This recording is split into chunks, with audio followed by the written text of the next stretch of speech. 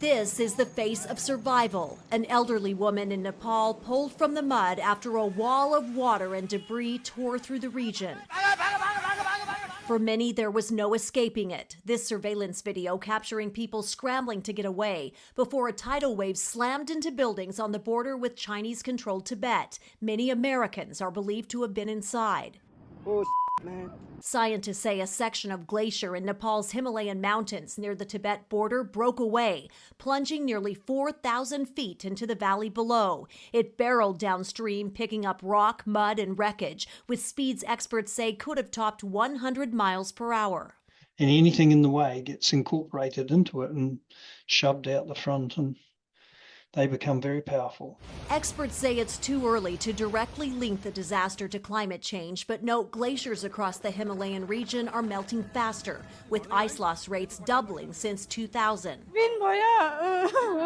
Sabina Tamang says she spoke with her husband just before the disaster. He was buying chocolates for their children, but never made it home. She says, "All I want is that my husband comes back to me safely in one piece."